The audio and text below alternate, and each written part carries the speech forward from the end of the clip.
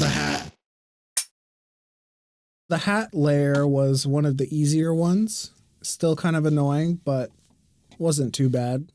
So first I imported the EQ'd bowl. I'm doing a little bit of a slower attack on this one, and then pretty fast release on the amp envelope.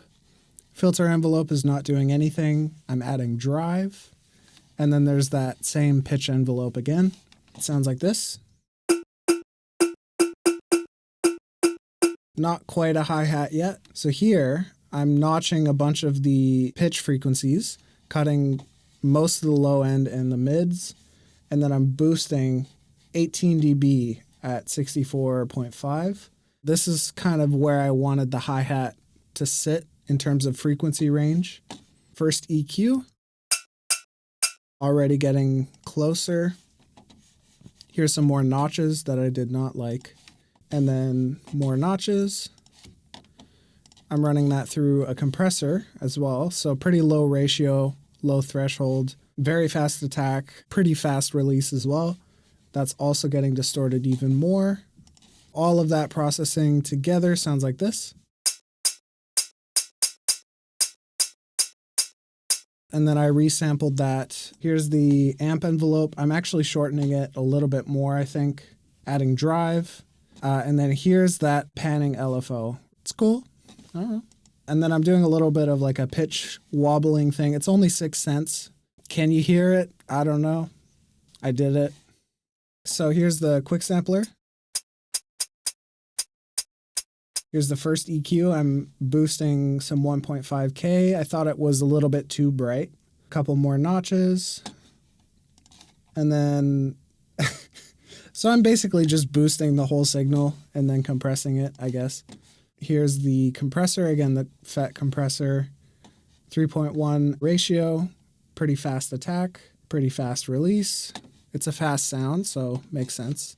I'm using Supermassive on this one, directly on the channel. Very fast delay. I was kind of going for more of like a grain delay sound with this. So without it, it sounds like this. With.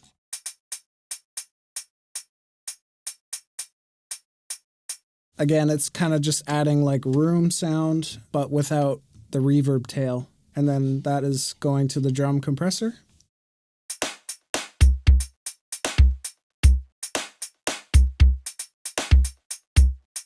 One of the things I did in the last section was I doubled it an octave down. It's quieter, but basically this just added a little bit more weight. The hi-hat was very important in this section, so I did this to just kind of prioritize it a little bit more. The ride. The ride gave me some serious trouble. Might be the hardest drum instrument that I created in this project. You'll see why. So you can see the sheer amount of plugins that I have on this track here. The reason I used the multi-sampler on this is because I didn't just want to have one instance of the sample playing. And rather than creating 4 different tracks and putting all of these plugins on each of the 4 tracks, I decided that I would use the multi-sampler and just do it all in one.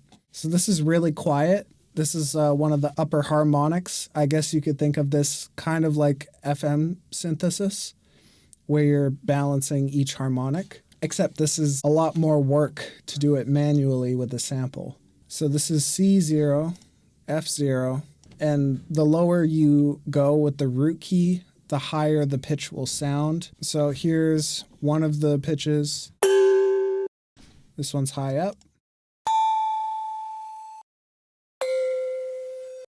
This is the main fundamental here. This is kind of simulating the way that actual harmonics work, but these are not all based on the overtone series. Usually it's a 5th. In this case, it's a 4th. All of them together sound like this. Why I decided on those notes, we'll never know, but that's what I did. On to the heavy, heavy EQ. There's a lot of resonances that I'm taking out here, cutting the low end, boosting the highs, more resonances, cutting the lows, more resonances, boosting this area here around 3K. Took out some of this. I'm kind of canceling out what I did with the EQ. Don't worry about it. Once those are on, it sounds like this. Kind of a wobbly metallic sound. LFO1 is definitely modulating the pitch a noticeable amount. The amp envelope is pretty long decay, of course, because I wanted it to sound like a cymbal. I just wanted some saturation, so I used the soft tube saturation knob. I just don't have it on this computer, so I can't show you the settings. And then I'm using Supermassive with a really short decay and higher feedback. That's mixed at around 25%. And then I'm compressing it, 23 millisecond attack, 170 millisecond release, 2.8. It's grabbing a lot of the signal. The threshold is quite low. Using the distortion here again. So altogether, it sounds like this. It sounds a little bit goofy, but that was what I decided to resample, and then I did the rest on the actual ride track. I started with a quick sampler, so I already did the multi-sampler part where I added certain harmonics, and then I just resampled it, loaded it into quick sampler. Amp envelope isn't really changing a whole lot. The filter envelope is cutting out some of the high frequencies as the sound decays. Also, I turned on flex time and follow tempo, and then I changed the speed to a quarter. Without changing the speed, it sounds like this. I also pitched it down. If we go to a quarter speed,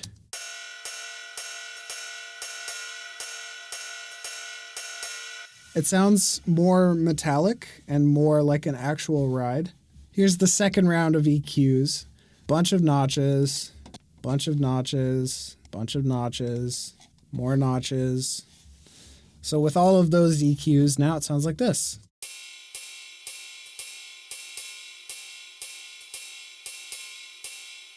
That's the EQ, and then I did quite a bit of saturation as well and compressed it again.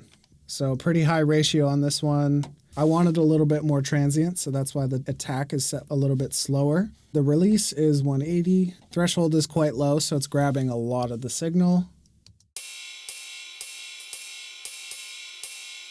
That's also going to ride reverb, which is specially made just for this track. So here are the settings.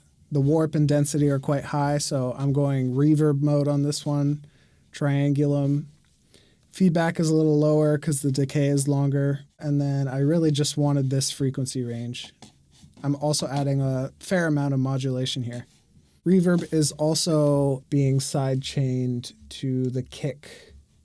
1 millisecond attack, pretty slow release, very high ratio. With the rest of the drum elements, sounds like this.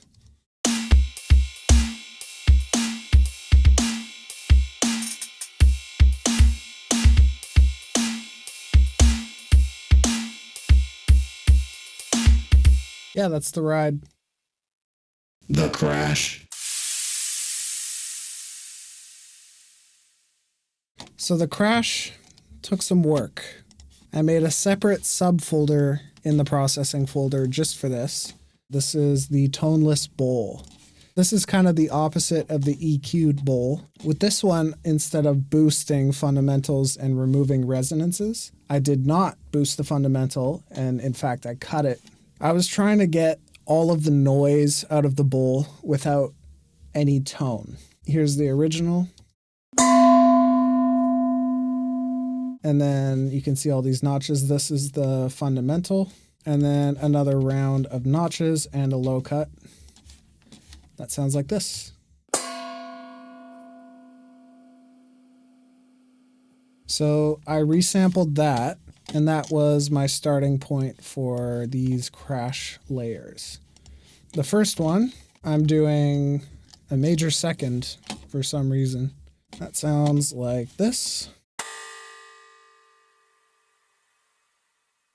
There's some bus stuff going on here, which I will get to in a second. The first layer, I used the toneless bowl resample. The amp envelope here is quite long. Filter envelope is also quite long, just gets darker as the note decays. I'm driving it, and then here's the pitch envelope, which is doing a high to low thing. It's only 25 cents, so you don't really notice it too much. This is also pitched up a little bit. That's the first layer. With this one, I don't really remember exactly why I did all of this, but it's there. Here's more of this.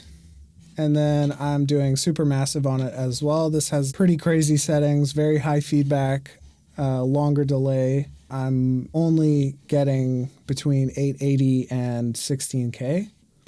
Also adding some modulation. It's mixed at about 35%. That sounds like this. Next layer. By the way, this is the saturation knob again. It's not doing a whole lot. So this is noise verb tail. When I was creating a noise layer for the crash, this is what the piano roll looks like. I figured noise is just all the frequencies. So I did this. The sample I'm using is the original bowl sample. Very short decay. Filter envelope not doing a whole lot. I'm driving it, pitched it up. That's going through a ring shifter, distortion, bit crusher, mostly using downsampling again. I don't really like crushing the resolution unless it's a very specific reason. Adding drive, EQing. This is very similar to the hats. And then I'm doing the trick here with the short volume envelope on the reverb to make it sound a little bit more natural. That's the same signal chain as the noise layer for the snare. It's actually on the same track, except this time I'm doing all the notes, or a lot of them, and that sounds like this. So I think what I did, I'm not sure where it is in this session specifically, I basically just applied a ridiculous amount of reverb, and that became the noise layer. On its own, it sounds like this.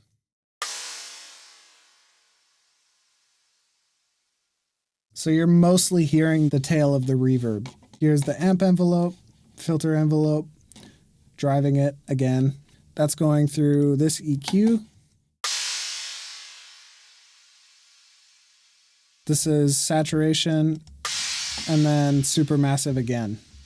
So pretty short delay, or at least for me, pretty high on the feedback, adding a little bit of modulation, and then only between 500 and 10K. Very high mix as well. That's the second layer. The third layer is also the verb tail. Yeah, I think I pitched this one up a little bit more than the other one. This one is going to have more of the high frequency information. I'm doing this EQ. So this is like the fundamental of the crash, I guess. And then boosting high frequencies quite a lot. Saturation, supermassive again. Very high feedback, 65 millisecond delay. These are all slightly different, but they kind of all work together.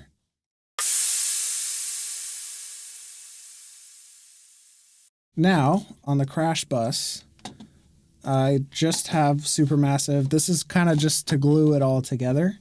A lot of reverb on this crash. So each of these, I am controlling the level separately throughout the decay of each sound. I'm also automating the EQ for this layer and just volume for the other two.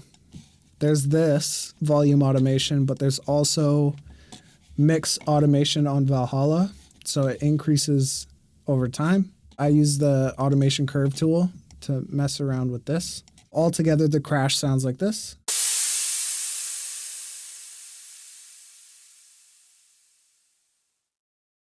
I resampled that. Very long amp envelope on this one. Filter envelope is doing a little bit more of the high to low as it decays. First EQ, I'm cutting some lows, generally boosting some highs. I didn't like this. Very lightly saturating it. That's going to more supermassive, this time with a really long delay and fairly high feedback. It's blended quite high as well. Here's the compressor. This is sidechain to the kick. Pretty fast attack, fast release, pretty low ratio. So altogether,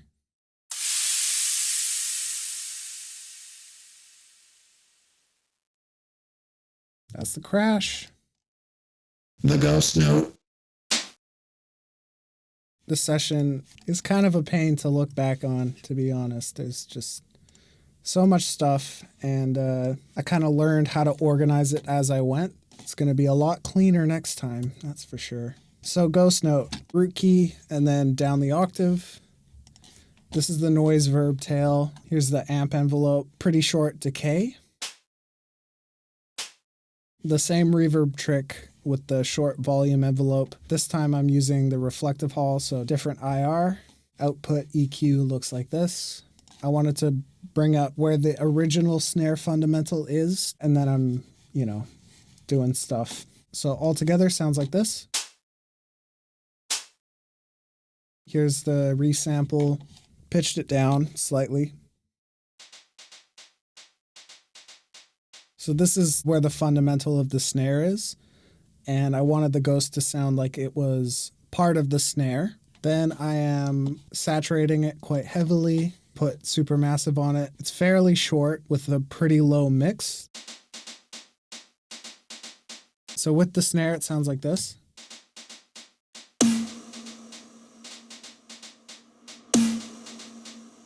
I did a little pitch stuff over here as well. Overall, it's blended quite low. It's not really meant to be heard too overtly.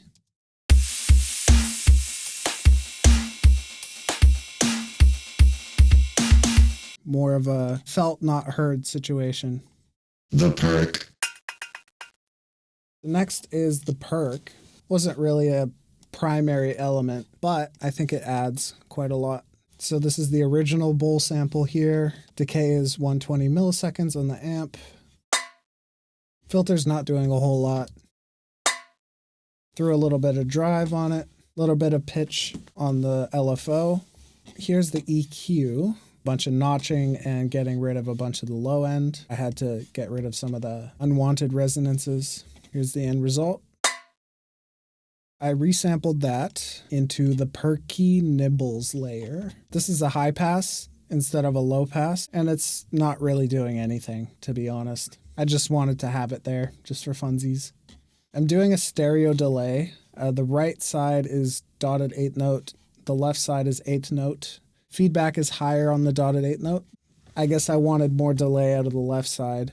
And then it's going through Valhalla, 5% mix, 16th note delay, pretty low feedback. Altogether, it sounds like this. Without the delay. In the context of the drums.